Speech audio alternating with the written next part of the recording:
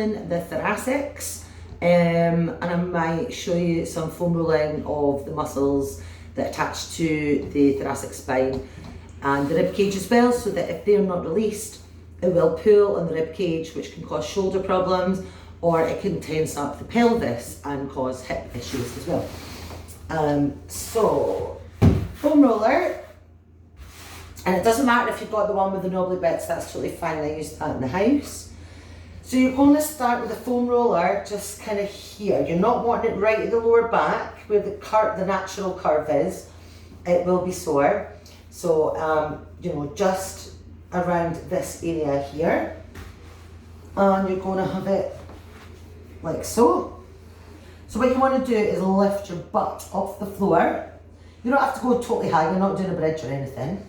And then you're just going to slowly roll up.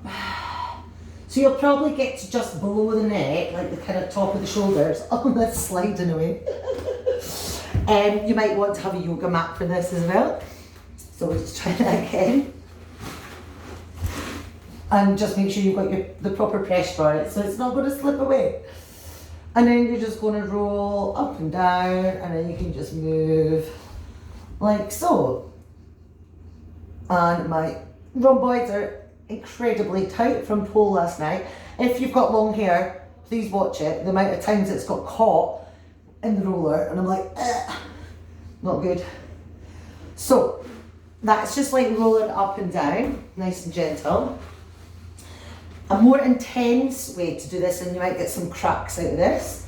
You don't have to have your feet against anything, by the way, just shortest space here. So again, starting at that kind of bra strap area. Where we started rolling was slightly further down than that, but for this one, just about the kind of bra strap area, or below the shoulder blades for those of you that don't wear bras. And we're going to sit it here. So I'm going to clasp my fingers behind my neck, and I'm going to tuck my hair in as well. And you're going to have your elbows pointing up. So you're going to take a deep breath in. As you breathe out, you're just going to fall back, just to where it's comfortable.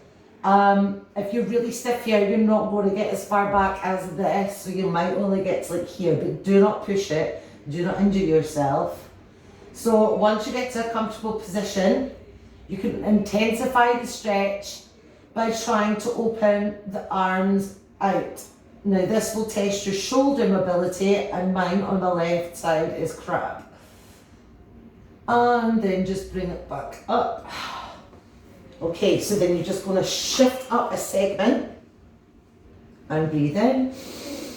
And breathing out and roll it back.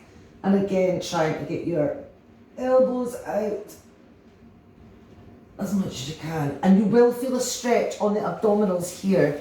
And the rib cage, and that is, you know, just because of your positioning, so that is a good thing as well. But as I said, it can be quite uncomfortable, and this stretch is really intense, so if you're not liking it, don't do it. I'm just going to try and bring this up a bit more. So one more time, breathe in, breathing out, and try and open up there, and then you can just lie here as well for a little bit, just let the neck hang, and coming back up.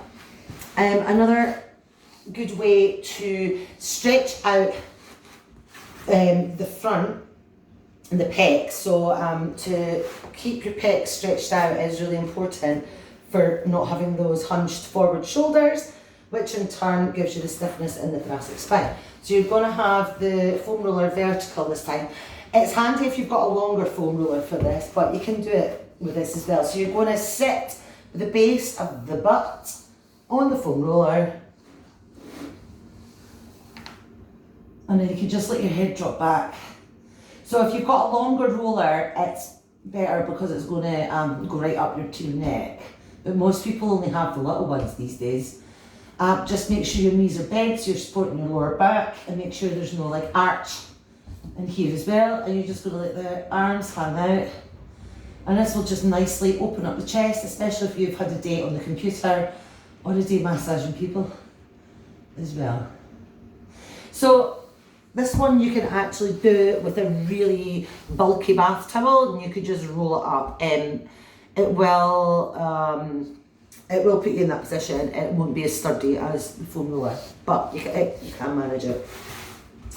And then I'm just going to show you a wee foam rolling for the QLs, Quadratus lumborum.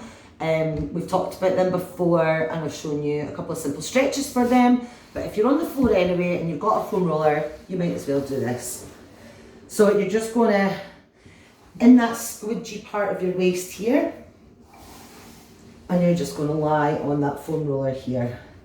So I'm not actually going to roll. You don't have to roll up and down everything.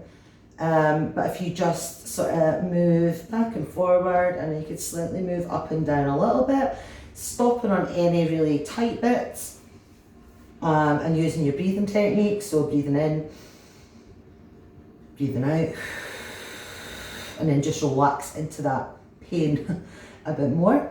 And you can roll, of course. So if you put a foot here, that will give you like something to support you with.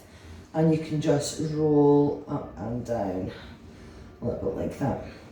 So that's going to release your QLs in here, which is going to release your pelvis and your rib cage, and in turn your thoracic spine.